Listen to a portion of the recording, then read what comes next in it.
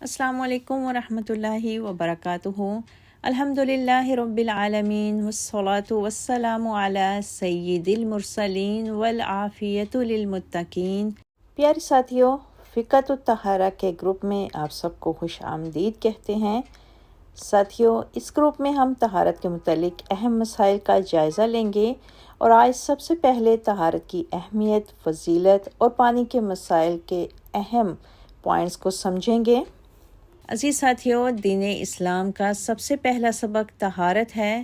جب کوئی غیر مسلم دائرہ اسلام میں داخل ہوتا ہے تو سب سے پہلے اسے غسل کر کے طہارت حاصل کرنا پڑتی ہے۔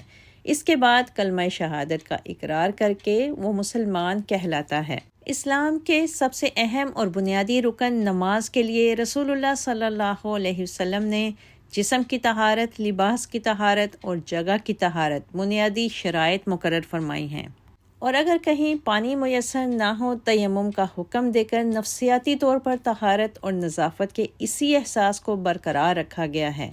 قرآن مجید میں ارشاد ہوتا ہے، اللہ تعالیٰ غسل، وضو اور تیمم کے احکام دے کر تم پر زندگی تنگ نہیں کرنا چاہتا، بلکہ وہ چاہتا ہے کہ تمہیں پاک و صاف کر دے اور اپنی نعمت تم پر مکمل کر دے تاکہ تم شکر گزار بنو۔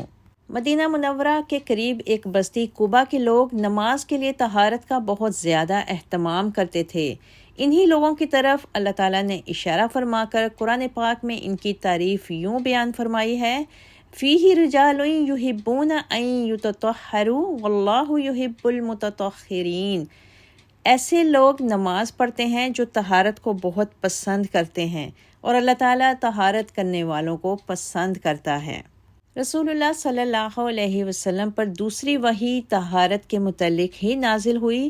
اللہ تعالیٰ نے سورہ مدثر میں پیارے نبی صلی اللہ علیہ وسلم کو بتا دیا، وَثِيَابَكَ فَطَهِّرْ وَالرُّجْزَ فَاهْجُرْ۔ اے نبی، اپنے کپڑے صاف رکھیے اور گندگی سے دور رہیے۔ گویا دین اسلام کی تمام تر عبادات کا انحصار طہارت اور پاکیزگی پر ہے۔ روح کا تزکیہ اور لباس و جسم کی طہارت لازم و ملزوم ہیں۔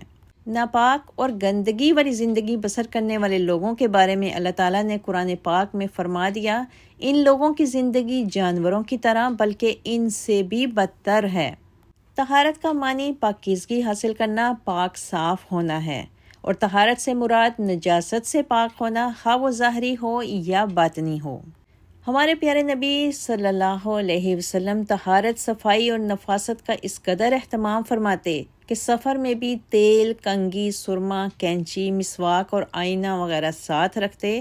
منہ اور دانتوں کی صفائی کے لیے پیلوں کی مسواک کا استعمال بڑی کثرت سے فرماتے، یہاں تک کہ حیات طیبہ کا آخری عمل بھی مسواک کرنا تھا۔ ایک دفعہ ایک صحابی کو پراگندہ بالوں میں دیکھ کر رسول اللہ صلی اللہ علیہ وسلم نے فرمایا، پراگندہ بال شیطانی فعل ہیں۔ صحابہ اکرام قرآن مجید کی طرح رسول اللہ صلی اللہ علیہ وآلہ وسلم کے ان تمام احکامات اور احادیث مبارکہ کو بھی یاد کرنے کا خاص اہتمام فرماتے تھے۔ لہٰذا اعتدال کا راستہ یہی ہے کہ ہم سب مسلمان اور والدین اپنے بلوغت کے قریب پہنچتے ہوئے بچوں کی طہارت اور مسائل کا از خود احساس کریں اور جائزہ لیں کہ کس طرح سے طہارت اور پاکیزگی کے معیار پر پورا اترا جائے، کیونکہ طہارت اور پاکیزگی کی حالت میں ہر مسلمان اپنے جسم اور روح کی کیفیت کو عام حالت سے ارفع اور ممتاز سمجھنے لگتا ہے۔ عزیز ساتھیوں، طہارت نصف ایمان ہے۔ طہارت کے بغیر نماز نہیں ہوتی، اور پیشاب کرنے کے بعد طہارت سے غفلت برتنے سے عذاب قبر ہوتا ہے۔ وضو یعنی طہارت کرنے سے ہاتھ اور پاؤں کے تمام صغیرہ گناہ معاف کر دیے جاتے ہیں۔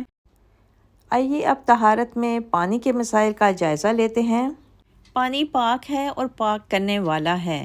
پاک چیز پانی کا رنگ یا ذائقہ دونوں بدل دے تب بھی پانی پاک ہی رہتا ہے۔